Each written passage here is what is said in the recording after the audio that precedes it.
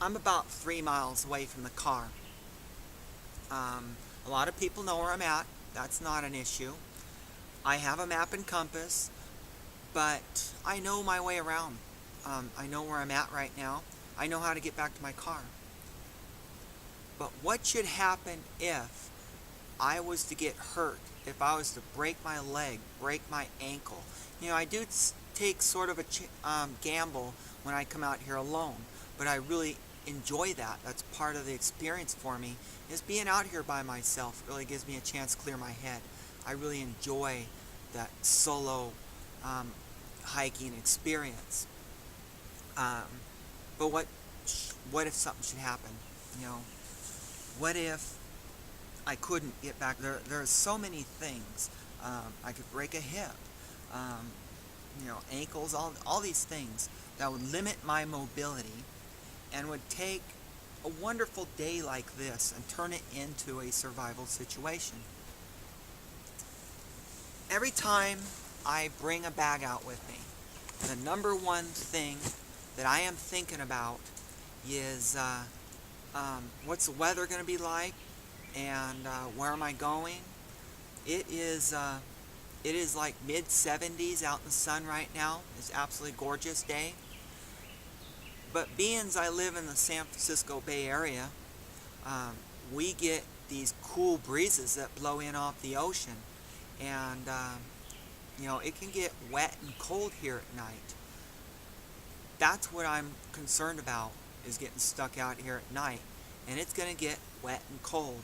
And that is the number one problem I'm going to have, is trying to stay warm and trying to maintain that core body temperature that's so important.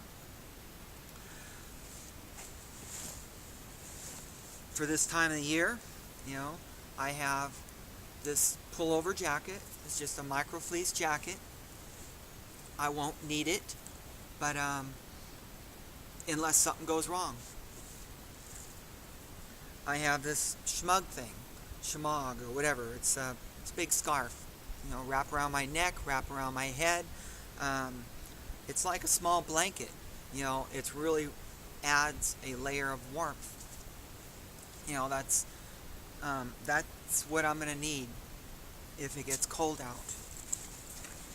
My number one, I've talked about before, is this. I used to carry a wool blanket around. Sometimes I carry a poncho. A lot of times I carry rain gear.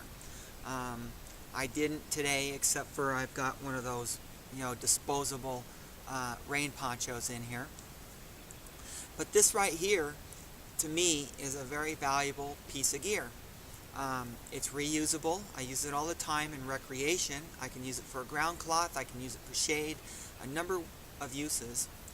And if I get hurt up here, this is going to be critical, that I can wrap around me.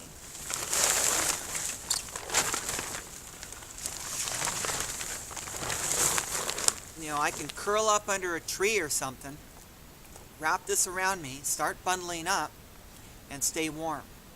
Again, like I said, I could have a broken leg. Something's going to be wrong that puts me in this survival situation where I can't get back to my car.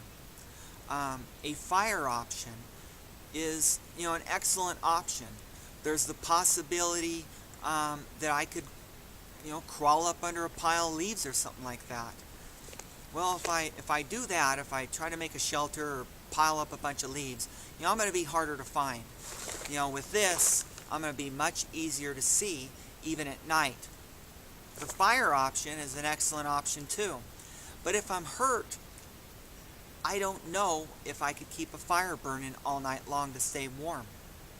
I do have a lot of stuff around here to burn, but I'm gonna be hurt. I might have a broken leg. I might have a concussion. I might go into shock. Fire skills, even in the best conditions, are skills that take practice and skills that take some thought and knowledge. Right now, this stuff is bone dry, right? It probably would not be hard for me to get a fire going. I have a mag bar, I have a lighter, I have some matches, I have tinder. You know, if I'm disabled and I cannot hobble or crawl back to my car, and I had a fire going and it got away from me, you know, I'm sure as hell not going to be able to run away from a forest fire. You know, it's another issue to consider. So for me, number one resource that I can have is going to be this. You know, this is critical. Having the proper shelter for the area you live in, for the time of year and the weather, you know, that's the number one priority that you have